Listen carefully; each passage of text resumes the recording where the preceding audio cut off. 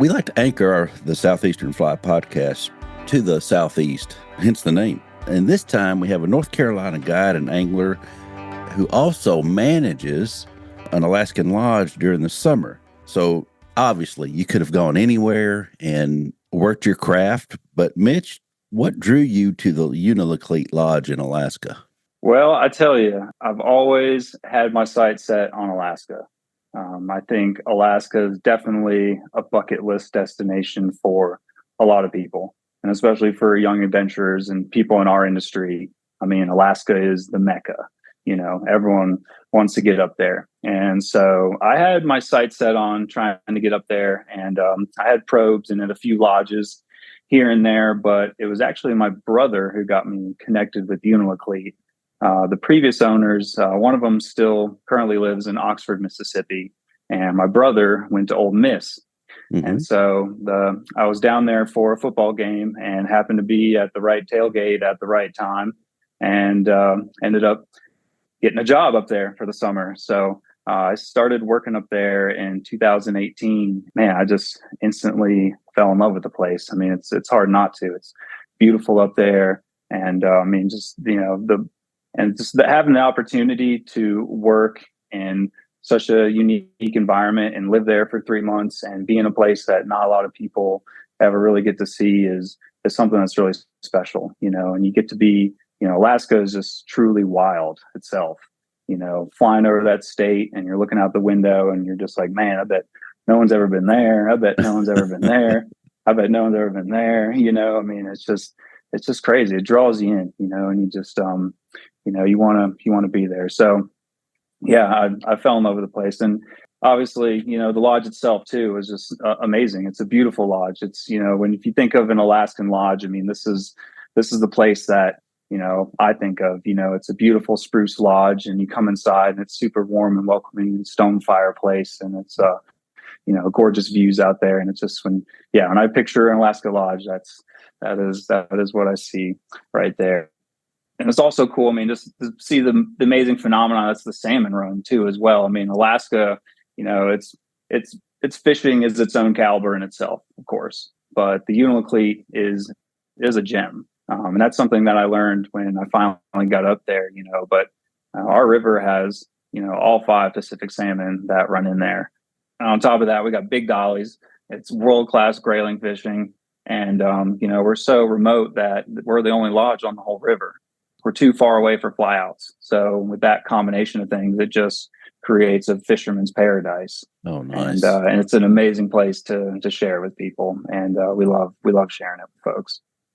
So that first year you went up there, you went to the tailgate and got a job. What did you do that first year?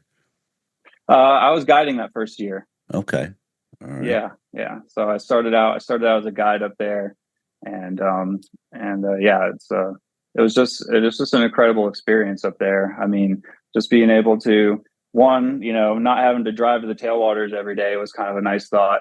You know, I could get up out of my cabin and, you know, get up and there's breakfast made for you by the chef and you get your stuff ready for the day and you meet your folks down there and get your boat ready and pick them up and you get out on the river and it's just incredible fishing. You know, that's one of the nice parts about it too, is you're not having to, you know, really grind out there to catch a lot of fish. You're catching fish, you know, and so that makes for a really fun day, you know, and people are stoked and you're stoked. And even if it's raining and even if the weather's bad, the fishing's good. And, you know, so it's just, it really was just an awesome experience. And, you know, we worked really hard up there too. You know, we did a lot of work and, you know, it's, but, you know, the play and getting to fish and, oh man, I could go on forever about that. Yeah, so if you're listening out there, we're on video now, and I talked to Mitch before, I guess a week ago now, and it comes through how much he loves that place. And you'll see that. You'll see that and you'll hear that. You can hear that in his voice. Well, let's go ahead and kick this show off. From high atop the world headquarters of Southeastern Fly, this is a Southeastern Fly podcast. Thanks for joining us on this episode. Feel free to share this with your friends and your fishing partners.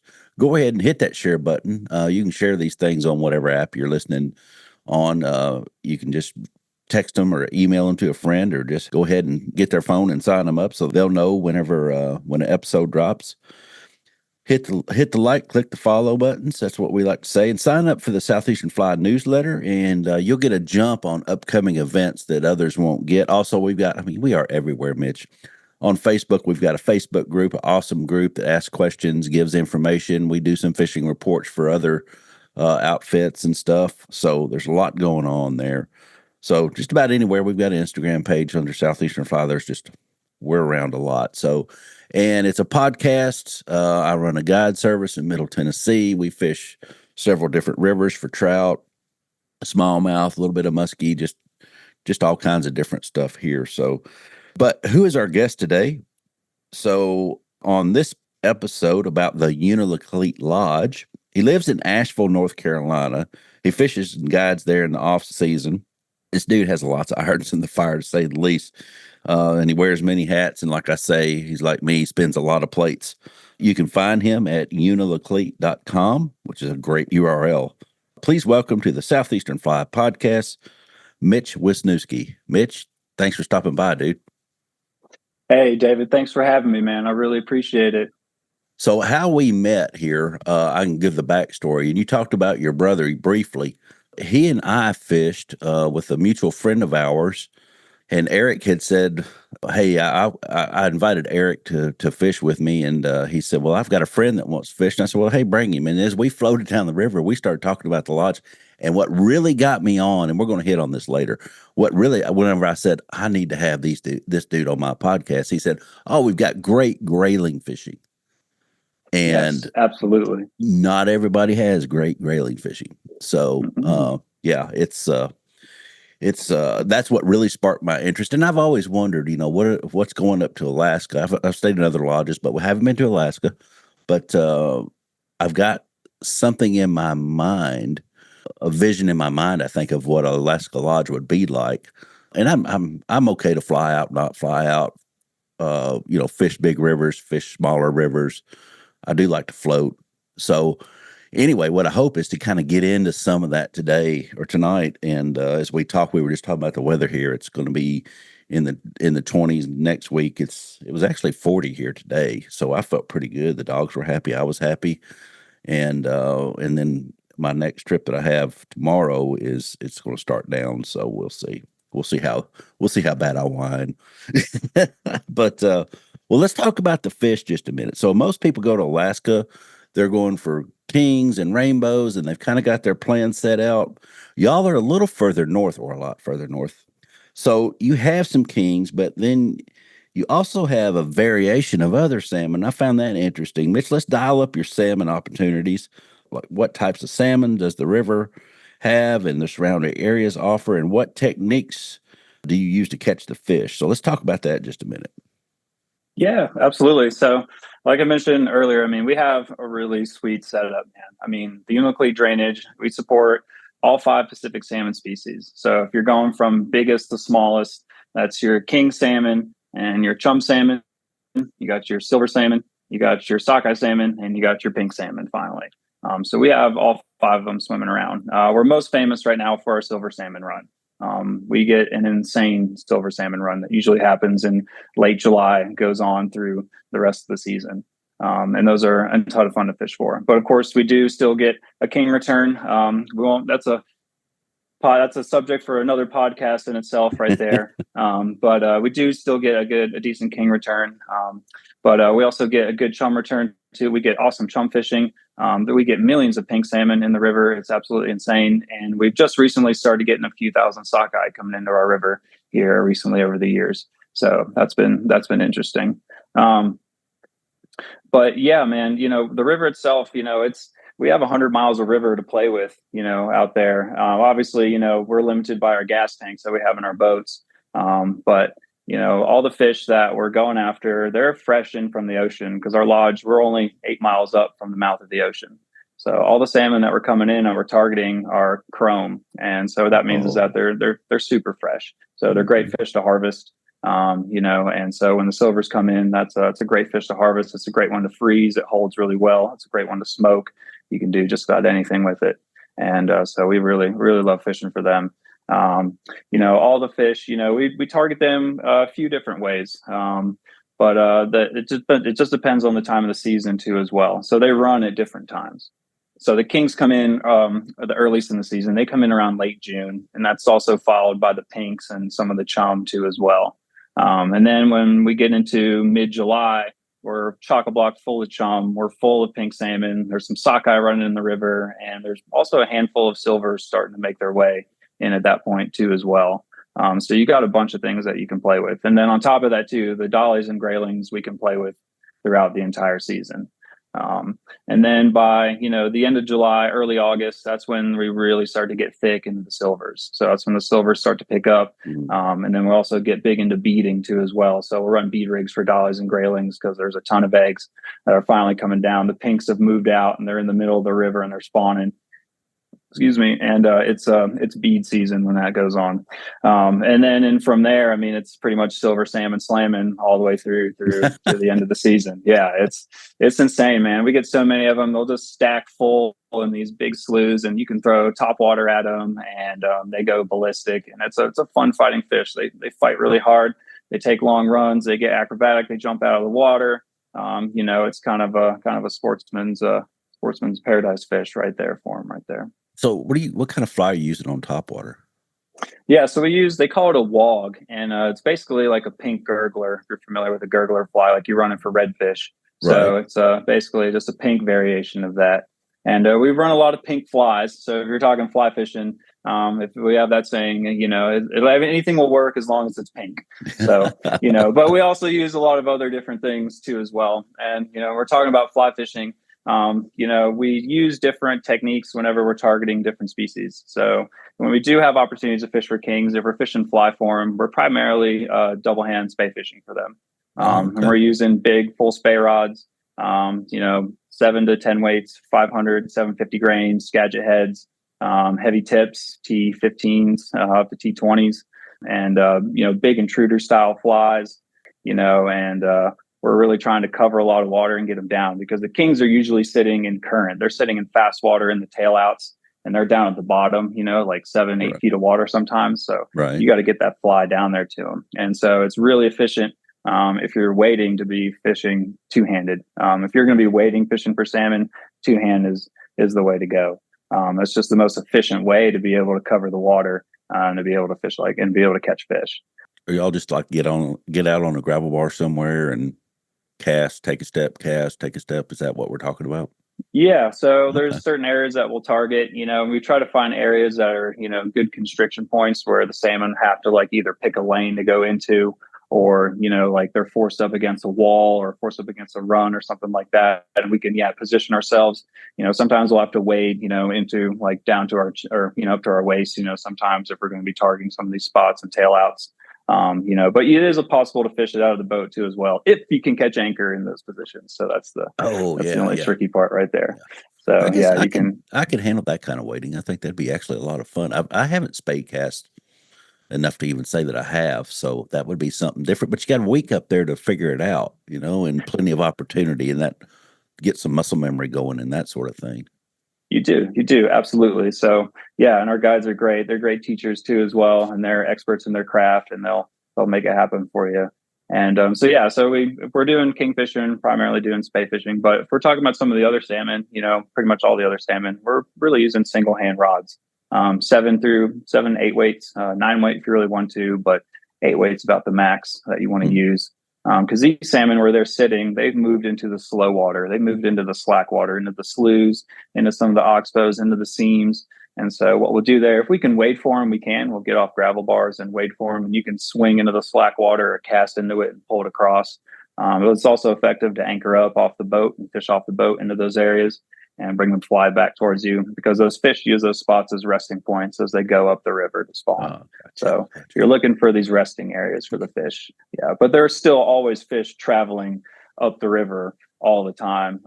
Especially, mid-season, when everything's running, you can look at the bank and it just looks like a screensaver. I mean, there's just the wall of fish never ends. It's just constantly moving all the time. Wow. It's so crazy. Yeah. If you fly over the river during that time too, and it's clear enough, all you see are 2 solid black lines going up the river as far as you can see. And that's entirely salmon. No kidding. Oh yeah, yeah. Our one river gets millions of fish, millions, and that's our one river. I mean, it's primarily pink salmon, but we still get silver salmon. I mean, the count stops at 60,000, but I'm sure it goes way up more from there. Yeah. That's just what they visually counted from the towers and stuff. So and chum's about the same. They can get up into the 100,000 in the count. The pinks go anywhere from 500,000 to 2 million depending on the year. And our kings used to be that kind of number, but they've dwindled now over the years, and same throughout the state of Alaska. But yeah, we get incredible amount of fish that are through there. And of course, the dolly and the grayling are really prevalent in our river too as well. So it's just there's all kinds of things to play with.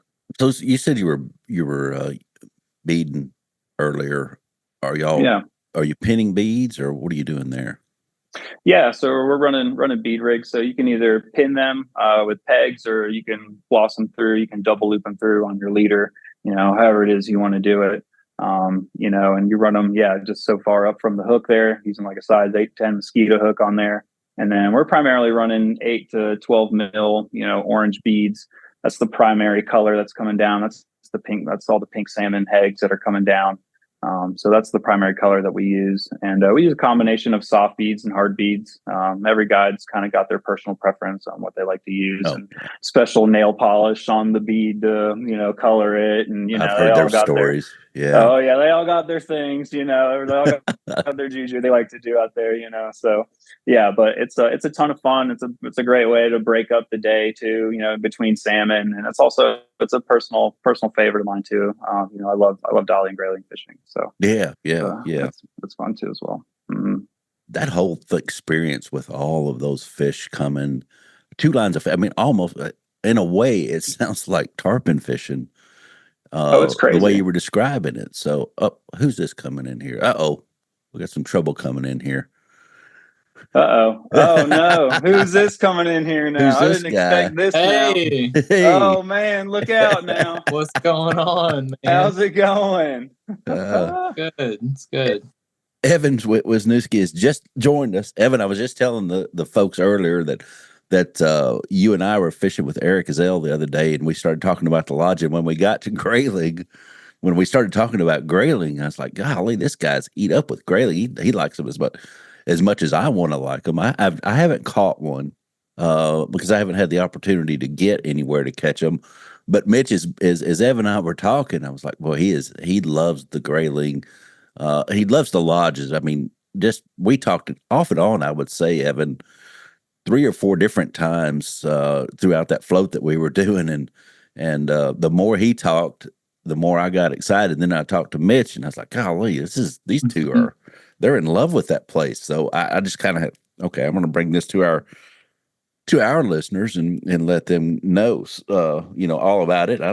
Hopefully somebody will get up there and give me a report on it. But Evan, we were just getting ready to go into the grayling, and I know that you can't stay too long, but I want to talk about. So it seems to me like most of the people, most of the lodges in Alaska offer salmon as a species. Others can go pike, some can go to rainbow, but not all can offer something out of the ordinary as far as Alaskan lodges go.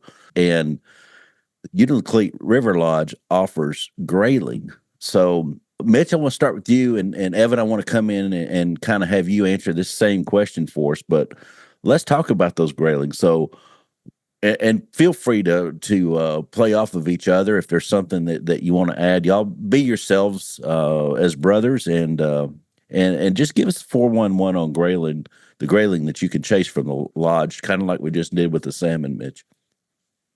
Yeah, for sure. So, man, yeah, what a cool fish. I mean, these fish go through a lot throughout the year, and they're native to our river system up there, and they live in the river year round. And what's really special about these fish is that they can live to be actually fairly old, a lot older than most of the other fish that are out there. I mean, there are fish that they're catching in Nome still that they've tagged from 1985. So these fish, Wow. yeah, they can live to be in the 30-year range and up. And so the story goes is that these fish grow an inch to half an inch a year. And so, in our river system, what's crazy about it is we have the opportunity to be able to catch 20+ inch grayling any given day when we go out there. So, they are not the biggest fish in the world, but what they lack in size, they definitely have in spunk and in beauty. They fight really hard. I mean, they will absolutely bash a topwater mouse pattern, and they will bend your 6 weight like a river smallmouth and pull hard on you. And it's a ton of fun. And they're super beautiful too. I mean, they have that elongated dorsal fin on them. They have those bright iridescent colors, and it's just a crazy fish, man. And yeah, anything you want to add to that thing right there, Evan? Yeah, I mean, they're so much fun to fish for. I mean, that's the thing, is especially like, all the guests come up there for salmon, and we get it. Like, the salmon fishing is world class. Like, you can't beat it. But during the week, we're hammering salmon all day long, like Monday through Friday, getting all the salmon fishing that we're in. But we'll hit some grayling in there here and there, but oftentimes, like, whenever the guides do get a day off, like, they want to go grayling fishing. Like, it's just so much fun. There's so many different ways to fish for them. Like, as the season kind of evolves, like, what they feed on changes. Early in the season, before the salmon get there, they're really dialed in on bugs. Like, they're eating mosquitoes and, like, even aquatic insects, things like that. We throw nymph rigs for them, and they'll eat topwater. But then, yeah, as the season goes on and you start getting salmon in the river, and they get dialed in on eggs, and then we start fishing bead rigs with a bobber, and that is so much fun. You never see anyone light up than, like, whenever you're bead fishing. It is so much fun. But yeah, I mean, just an unbelievable fish. I mean, dinosaurs, really. They're really cool. So you could fish dries early in the season. Then is kind of what I just heard. I think. Yeah, On, mosquito flies, black flies, yeah, things like that. But then, yeah, the same. You can't beat, like, mouse patterns, though. I mean, they never hesitate to, like, hit a mouse that's, like, skated across the top from a log or something. They'll yeah. jump like head first out of the water just to chase that thing. Yeah. Now I want to go. So what's your best grayling story? What do you think's your best one, Mitch, and then Evan, you as well, or pick whoever wants to go first if you've got one. Best grayling story, I think, would have to be, there was one year, our head guide and myself, we went up the North River, and we went way up one day. We were like, let's just go up and use some gas and go up there and see what we can do. And we ran way up one day, and we got out, and we're wade fishing, and he gets out before me, and I'm still rigging up my rod, and he's already fishing along the bank, and he's putting cast out there, and boom, grayling comes up, hits it, misses it. He's like, dang, puts it back out there, boom, misses it. And he probably tried 6 or 7 times, and a grayling finally, like, they'll play, but they'll eventually get smart after a minute, and they're like, okay, like, I know something's up, and then they'll go back down. But it's amazing how many times they'll actually come up and come hit it. So he gave up and started going down the river. So I finally got rigged up, and I went over there, cast it in there. Boom, fish ate it first cast. I put it in there, pulled it in, and it was one of the biggest grayling we've ever seen. Now, we didn't have a net, we didn't have anything to measure it, but it had to be 25, 26 inches, somewhere right around that ballpark. Goodness. It was a beautiful fish. Yeah, gorgeous grayling. So that's my favorite grayling story right there. But wow, I know, but, like, I mean, we often catch fish that are 20 inches, but, like, every now and then you get one that's like a 2-footer, like 24, and then, but man, the guides tell stories about the elusive 30-incher. It's got to be out there somewhere, man. If you're catching a 25 here and there probably is a 30 out there. It would be. That's kind of the way I started judging fish. Is okay. This any regularity, like a regular 20s, there's 24. Mm-hmm. Regular 24s, 25s, that there's something, there's less of them. For sure. They're there. So, yeah, definitely sure. something. So, if you had to pick, would you mouse or would you dry fly fish for them? Man, that's a tough one. I mean, really, you can mouse for them. We throw chubbies for them. We throw boogle bugs at them. We throw pan poppers at them. We honestly kind of make it a game every season to see what they won't take. Sometimes, you know, they tear everything up, man. They just want to kill it, whatever it is. It's like it's the ultimate protein intake. When everything's happening, I mean, they just take advantage of everything. And so that's one thing that's fun, you know, is they want to kill. So yeah, like when you're going out there to fish for them, they bash it and they go hard. Yeah. Evan? They have such a short growing season, you know? I mean, like, because the ice comes off the river, I mean, early summer up there, and then starts come back, you know, late September, October. So they only have a couple months to like build up as much as they can. So, I mean, they're really just going for anything. And eggs are the big thing that they'll eat their body weight in eggs. No, that's awesome. That's awesome. You can get a lot of folks, I don't go to Alaska for the rainbows and obviously salmon, but I think if I had a choice to go for salmon and something else, it probably would be the grayling, especially if it's like you're talking about it. And so, I mean, everybody wants to catch the biggest fish in the river, and everybody kind of understands they may not, but you know, a 20-inch grayling is something that you don't really get a chance at. That's limited. Let's just put it that way. I was trying to think of a place where you could, and I know there are places, you know, probably in other areas of Alaska and maybe in Canada, and there's probably some in the States somewhere, but not with the action that you're talking about. And Evan, you're right, that short growing season probably does make them way more aggressive than other areas. Yeah. Mm-hmm. The world record was caught out of Nome, which is just, you know, it's just about 100 miles north of us right there. And they get really big. They're known to be big in our area up there just because, you know, they live in these large, pristine river systems. So because it's a large system for them, you know, they have it's, you know, there's no pressure on them, you know, all the time. But also, you know, they do get a lot of food. Even though it's a short growing season for them, there's plenty of food in them for to eat, especially during the summer and all the eggs are going down. So with that combination of things, it just makes for really big fish. You got a big habitat, you're going to get bigger fish that are going to be living in there. Are they migrating at all, or are they just there? No, they're there all the time. Okay. Yeah. I think they they live in the river, you know, year round. I think they definitely push up like into some shallower sections, like, you know, in the summertime, right? Because in the winter, they're just hunkered down deep in like the deepest pools possible where there's still any flowing water. Yeah. But, yeah. In the summer, they push up into the tributaries a little bit. Yeah. Yeah. That makes sense. But still, they're not migrating long miles or anything like that. They're there. They're that's their neighborhood, staying about in the same neighborhood. It is. We have the same residential grayling that hang out underneath the pier every single year. They sit under the salmon tube where we send the salmon pieces down. And we have one that we call Brendan, and he's been there every single year we go there.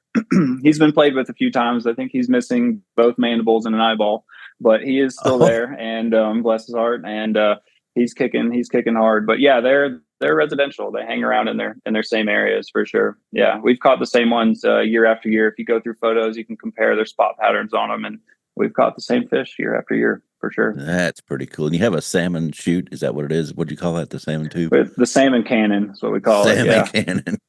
Our fish cleaning stands above the river. Oh yeah, just sending the scraps down into the tube there. But once you do that, yeah, there's tons of fish down there waiting on the bottom for all that stuff to come out. So yeah, that igniting the bite as they call it. So yeah, we've got it. You'll see like 2 or 3 grayling hanging out right below the tube at all times. It's funny. There's a tube on one of the rivers that we fish that they shoot stockfish down, and there's a rock there. I think it's right below it, but I can't remember if it's above or below it anyway, like within a boat length of it probably. And there's striper that hang out there all the time. They're always on that rock. It doesn't matter what time of the year you go through there. It seems like maybe winter it's not there, but yeah, anytime, especially during stocking season, they'll move up there and they'll hold there until night comes, and then they'll move up and eat. But I know they're like, oh, what is that? Is that the truck I hear? So kind of the same thing, you know. Evan, you got time to hang around for one more question? Sure. Okay, cool.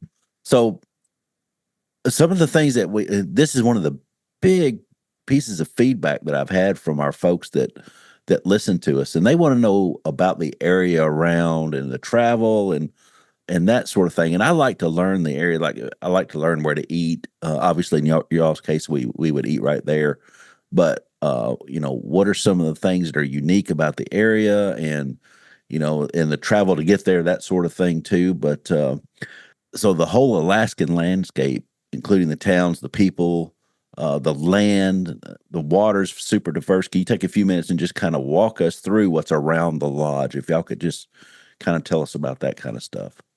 Yeah. So, I mean, in order to get to the lodge, you have to take a Raven flight out of Anchorage. So Raven's like a local Alaska only airline.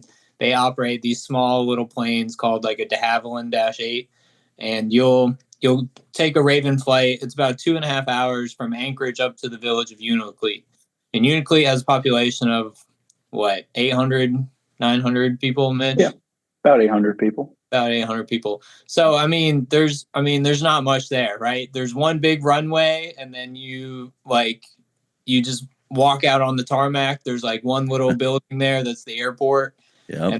And Mitch will be there to pick you up, load all your bags, and then take you down to the river. But I mean, it's a very small, very isolated village, right? I mean, you don't have a lot of comforts. I think there's like 2 restaurants in town. One called Peace on Earth is a pizza place. Another one called the Igloo, which does some burgers and some pretty good cheese fries. If you're ever stuck in town, not bad.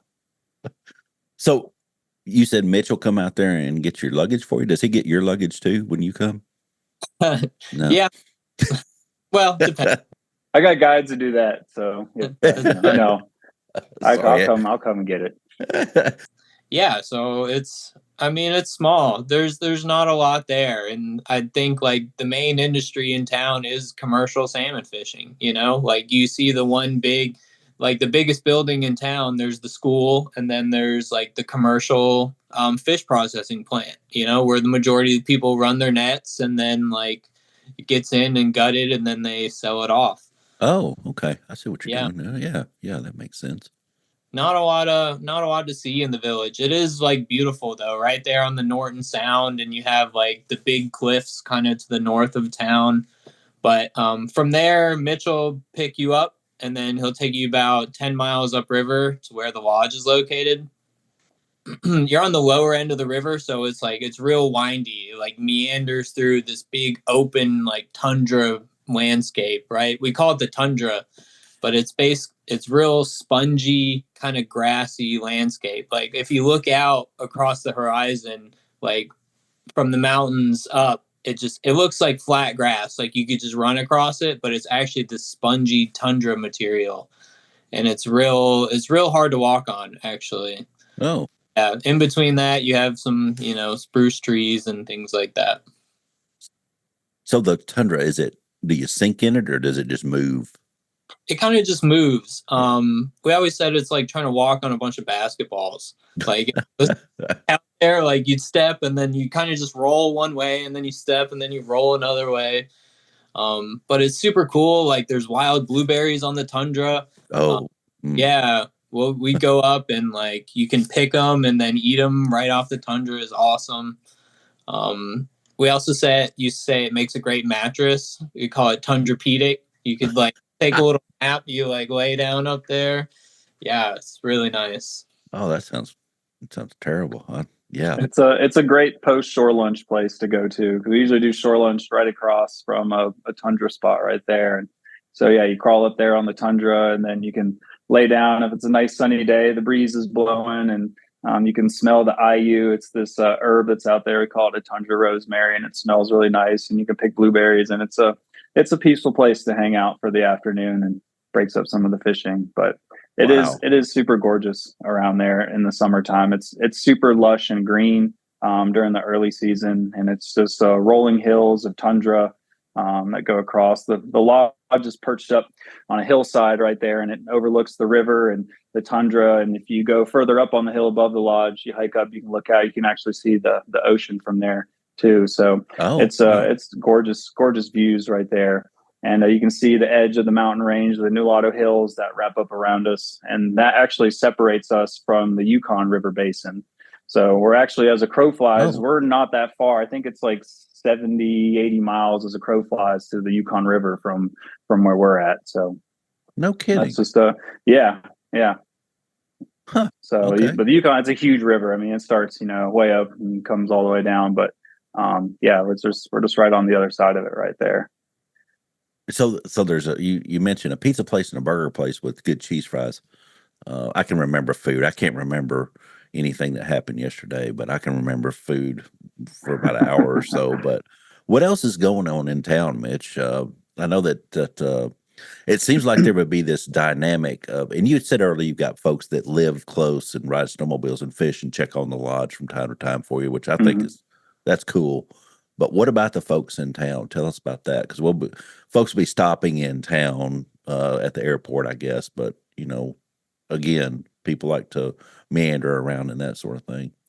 Yeah, totally, man. It's it's just a rural subsistence Alaska village. I mean, they rely heavily on the land and the wildlife to, get the food that they need and to survive out there. It's definitely a landscape that you can't just lay around and do nothing and survive. Winters are harsh up there.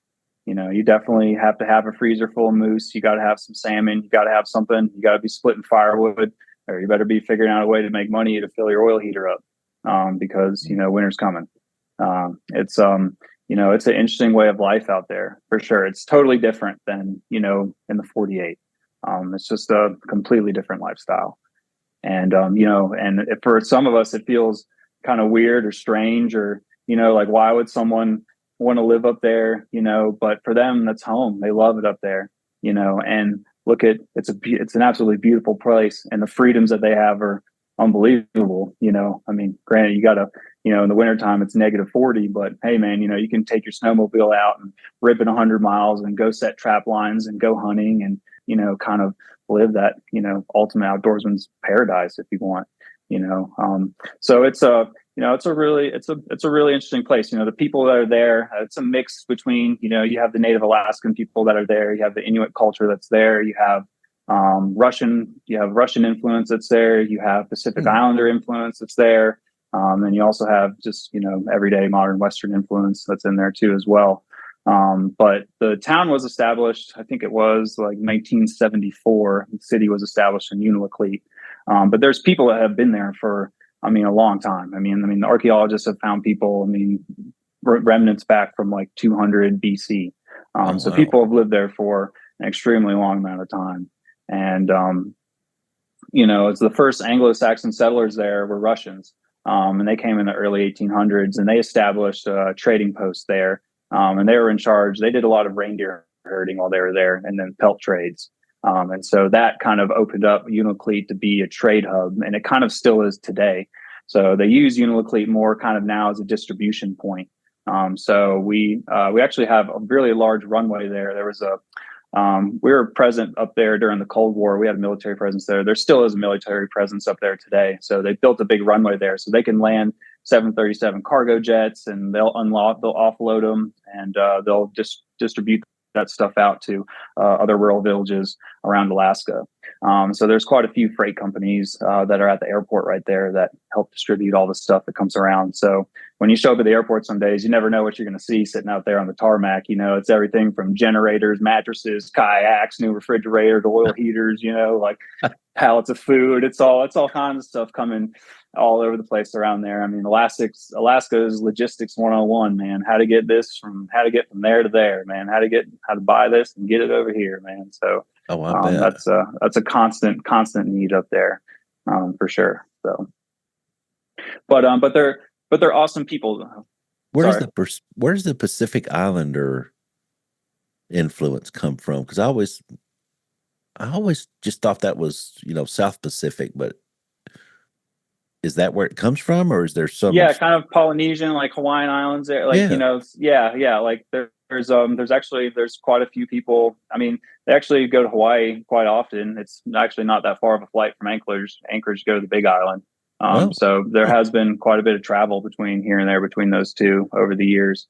and they establish residency. I think it's something like 3% or 4% of Alaska's population is Pacific Islander or something like that, Polynesian. Okay. So, all right. Sorry, I didn't mean to cut you off. I just thought of that. No, you're I all never right. connected those two ever. Yeah. Huh. What about what are you doing with the townsfolk to make sure that that y'all are getting along? Because you're really kind of a guest up there to them, maybe. I don't know if that guest is the right word. Yeah, no, 100%. I mean, it's a privilege for us to be there. It's an amazing opportunity for us to be able to be there. And we don't take that for granted. We know that's not our home. We know that's ultimately that's their place, and those are their resources, and we're visitors there, and we have an amazing opportunity to come there and play, and we appreciate it so much. So we make sure we do what we can to show that we appreciate them too. So whether that is being involved in the community, helping out, getting involved, volunteering our time, however that may be, and also just showing up for them, and when you show up to the airport, bring them some baked goods, and be a member of the community, because that's really what they want. They want you to be a part of the community, because sometimes they just see us show up at the airport and leave. So, they just want us to be, more a part of their community, and that's what we want to try to do. That's really cool. Yeah. You're right. You want to be part of the communities, right? I always say fishing brings people together. It doesn't separate them. 100%. Want to make sure that you're carrying that forward. So, yeah. And they know a lot of stuff too. And there's a lot of things about the area and the history and about Unalakleet that I really want to know. And I'm still very curious about, and so they have all the knowledge too as well. And so it's been fun to getting to know them over the years. And they're really fun people. They are avid outdoorsmen, and they're also incredible storytellers. You want to talk about people that have some stories, man. These folks that live up there have some pretty wild stories to tell, but they're super genuine. When you say like, "Hey, Norm, I need you there at 3:00," they'll show up at 2:30. I mean, they mean business. And they're just great people, and so it's a pleasure getting to know them and work with them over the years here. Yeah, I guess if you're really dependent on each other, you don't say, "See you at 3:00," and then you show up at 3:30, because that could be something very important that you be there at 3:00, and you'll have to depend on that person again somewhere down the road. 100%. 100%. Yeah. So that's a good reason to do what you say you're going to do. Oh yeah. Yeah, for sure. Packing for travel. That's a big deal to me, to make sure I've got what I need. And we've got a podcast on travel, and it seems like when I go somewhere, I take about, if I'm going to be there 7 days, I take about 8 changes of clothes, and I change my clothes about 3 times. Yep. I take 4 or 5 rods and only use one, and that sort of thing. But if you're going to make the trip to Unalakleet, it seems to me like it might be a little more daunting than even out west or to Louisiana. And I mean, traveling by plane to both of those spots is similar. And then considering that if I go, Mitch, this would be my only trip possibly, as an angler. There's a lot of folks that probably go up there and have intentions of going back, and just don't. Life gets in the way. They do other things, whatever. So I want to talk to y'all about my one trip to Alaska. If I was going to make it, I want to talk about the gear that I should bring, but also the other stuff that I should bring. So what are the things that we should bring? What shouldn't we bring? Outside, let's just go outside of fishing gear, because we've already kind of talked about the gear.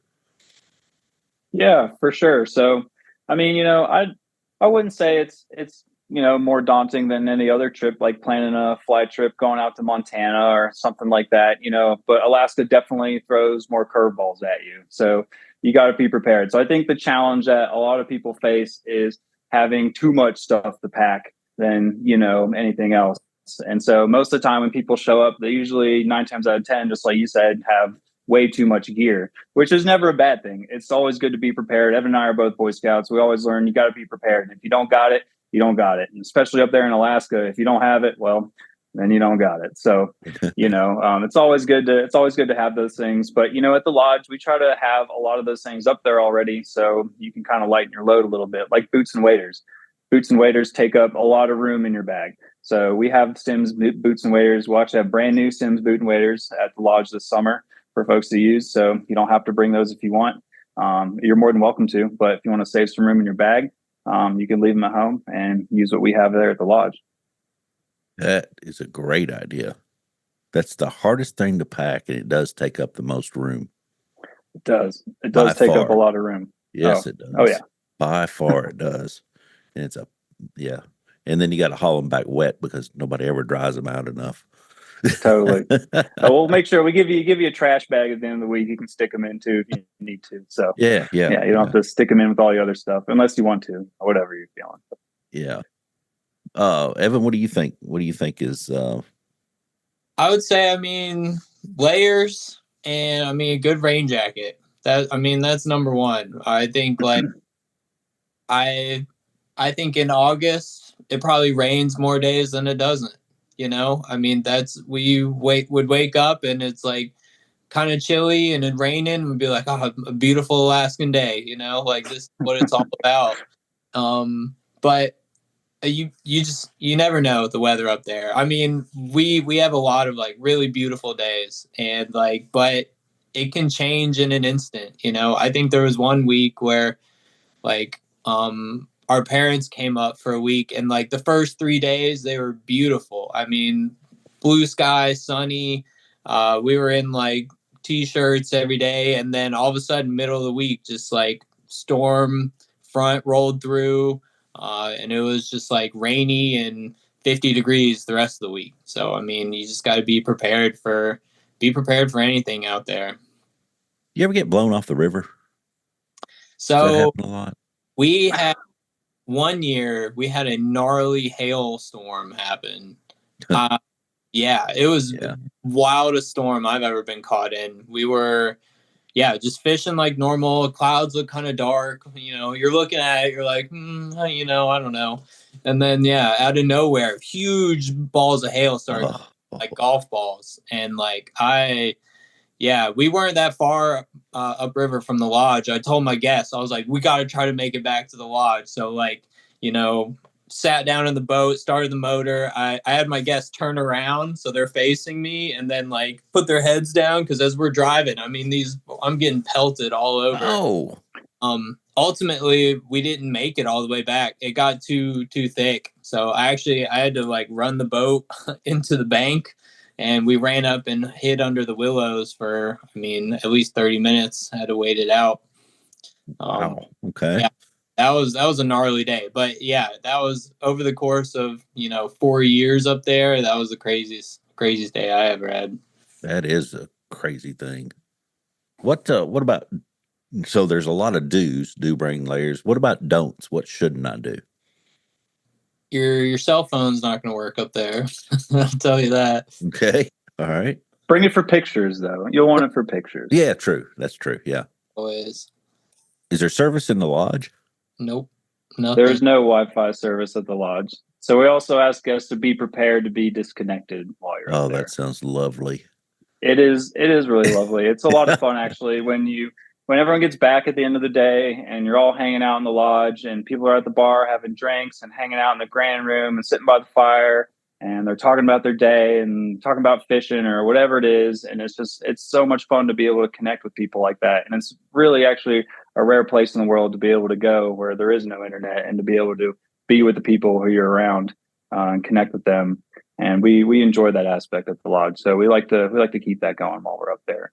I bet. Yeah. You actually would get to know some people.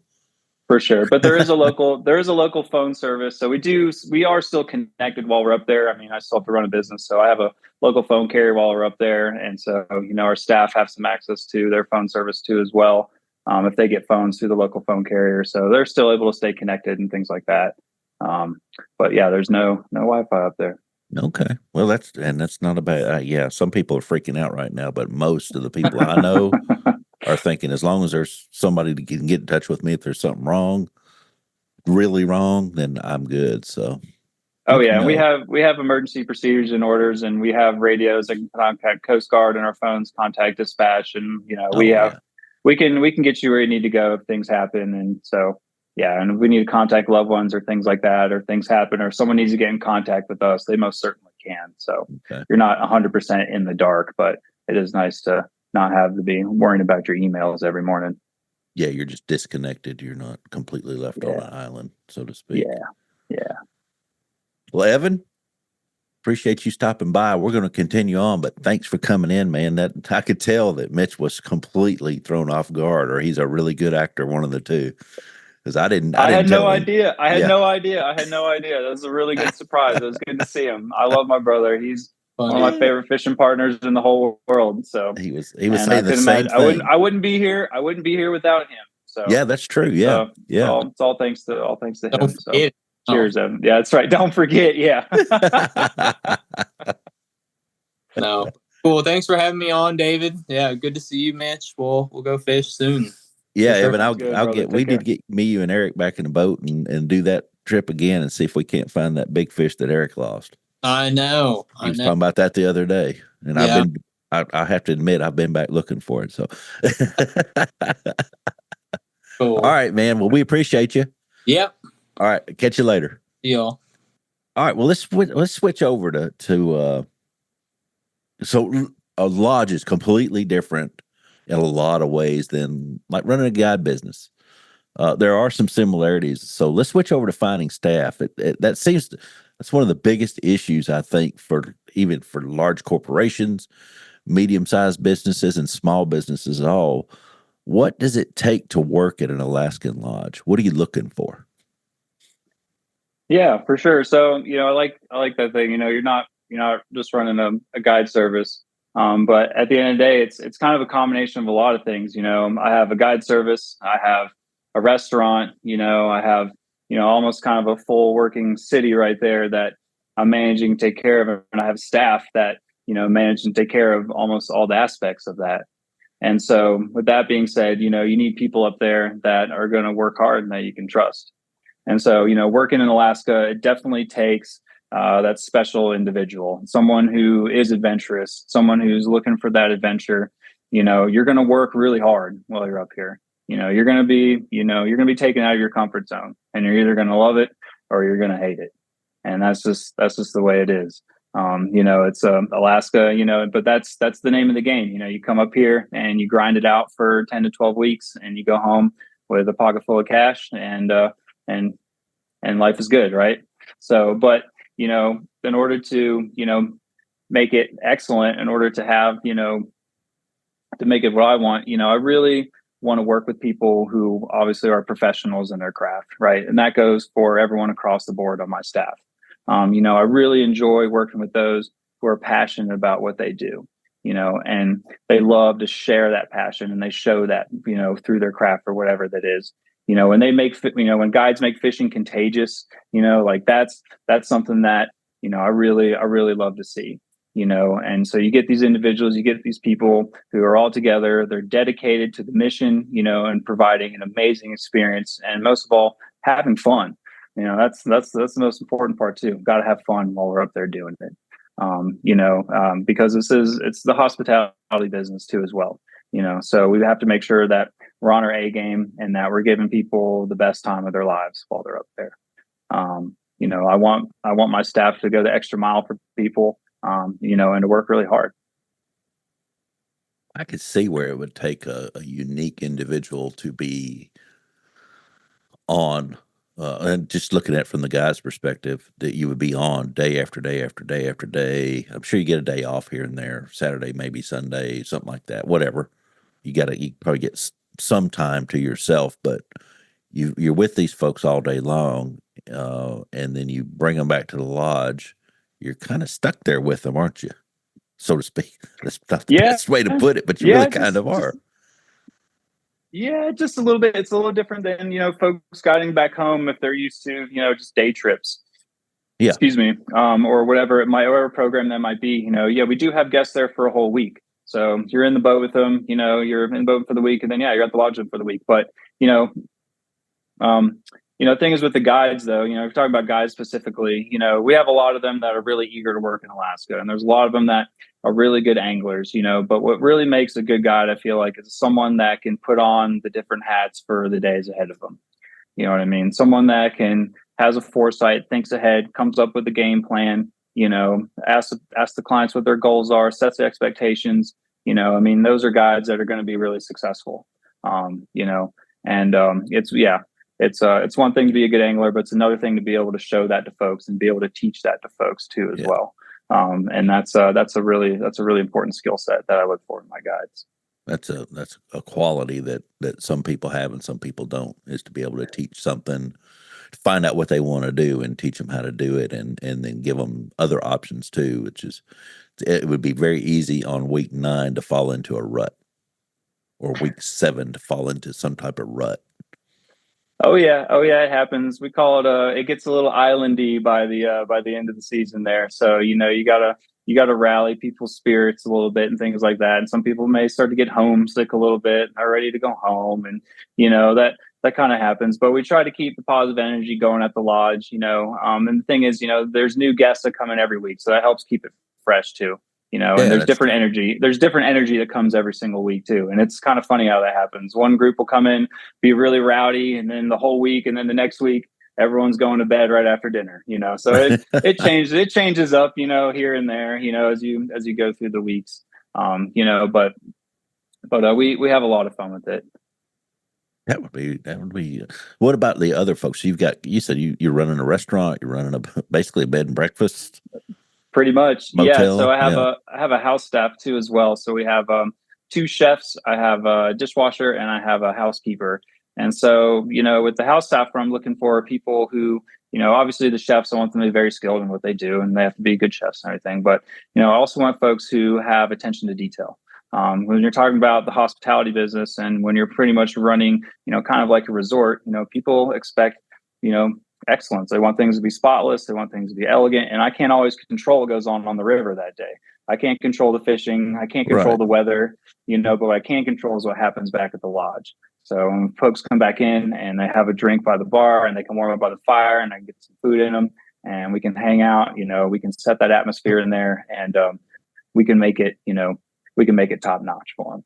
So I really want people that, they have that attention to detail. They're taking the initiative, and making things happen, and just making sure that people are always taken care of. Because that's the biggest thing. I can't be there every place at one time.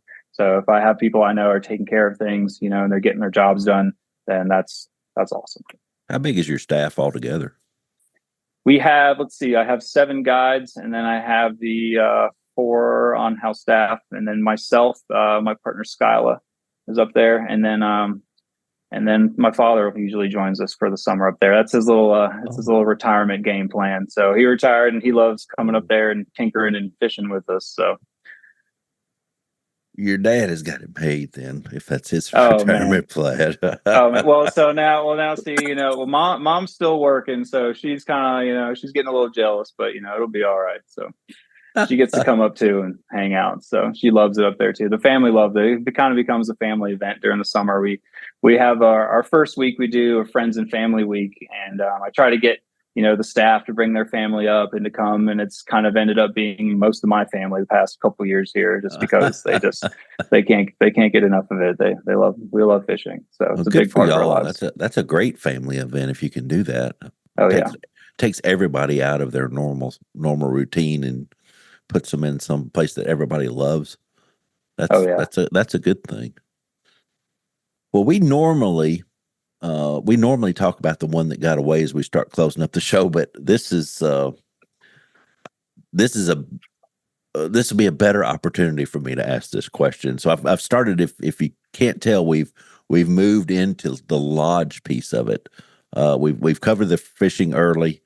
Brought in Evan to do that with us and some of the travel, but I want to go a little bit different direction than the one that got away. But we'll just use the one that got away, that story that you told earlier about your buddy that missed fish 6 times, but who's counting, and the one that you caught. So I do want to know, Mitch, what is the absolute worst story you could tell about running the lodge?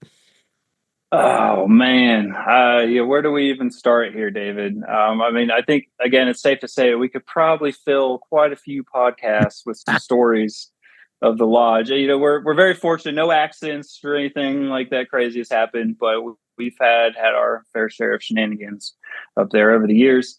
And as they say, if those walls could only talk, there would I be bet. some things up there. But I think, if we could kind of sum it all up, it kind of comes down to the moments when I kind of sarcastically ask myself, and I'm sitting there like, man, so you really want to own a lodge, huh? Like, this is what you really want to do right now, huh? Like, and there's no manual to, how to become a lodge owner. There's no lodges for dummies that's out there, and yeah, there's protocols and there's norms and legalities and things that we follow, but operating this kind of thing in such a remote location, all the logistics and the skills that are involved. I mean, well, I'll put it this way, I've learned more about stuff I never thought I needed to know about in my entire life. But, like at the end of the day, though, I can't have someone come out there and come work on this thing for me or whatever it is. I have to do it myself, so, because we're basically kind of running a small town while we're up there. I have a full electrical power grid. I have water treatment. I have wastewater treatment. I have all the vehicles, my boats, all the equipment. My to-do list really never ends when I'm up there, and even when I'm back here at home. Right. And it's kind of funny because I got into guiding and I got into this business so I could, fund my passion and go fishing. And that's what, but, no one told me, that means that you'd be spending, your first year as a lodge owner crawling into your 800-gallon wastewater tank to refiberglass it after it blew up because it got frozen over the winter. Like it's just, it never ends. But that's the fun of it. That's what it's all about. It is an adventure. It's something that, you put blood, sweat, and tears into. And it's so worth it to go up there, though, and work because the play is just so much fun. And bottom line, there's no right way. There's no wrong way, but there is the Alaskan way. And you don't really know what that means until you get up there, I totally get what you're saying in a lot of, I mean, not quite to that extreme. So is crawling inside the wastewater tank the worst? That's gotta be, that's something that if you said, David, you can come up here and work, and I'll pay you good money, but you're going to have to get in this wastewater tank, I would say, dude, I think I'll just hang around here because I don't think I could do it. I really don't. You know what? I'm good. I'll pass. You guys, I think you guys got it covered up there. It sounds like, it'll be all right. Yeah, if I was in school, I'd say that's okay. I'll take the F. yeah. No, it's a lot of fun. I mean, I get to learn a new skill set almost every time I go up there, and I have plans here this next spring to sign up for an electrical course so I can learn a little bit more about that. And there's a lot of interesting components of it, but like I said, man, it's just too much fun. It's too cool. When you get to sit on that porch and you have coffee in the morning, and you get to look out at that view, and people come up for breakfast and you welcome them and they're so stoked to get on the river to go fishing, and everyone's just excited. And I mean, that's just it's just awesome when you get to make people's day and you get to make their year potentially. You get to sometimes even change people's lives out there. I mean, you never know what kind of impact you'll have on You're folks. right. That you meet, and you never know who you get to meet while you're up there too as well. And so we always say that people come as guests and they leave as family at the River Lodge, and I think that's 100% true. That's really cool. Yeah, really cool. Yeah, I've got a client that has a cabin, and he has a generator now, and he was going to do. It's a big cabin; it's 3,000 square feet, and he was going to do it all on solar, and nothing but trouble out of it. I mean, all the time. He took me into his bank of batteries, into his closet one time. He's like, "Here's all our batteries." I mean, it looked like a junkyard of batteries in there. Like you'd see. If you ever been in a junkyard for cars, they'll throw the batteries over into the side. I mean, just so many batteries on the floor and on the walls. And he said, "Yeah, none of this crap works."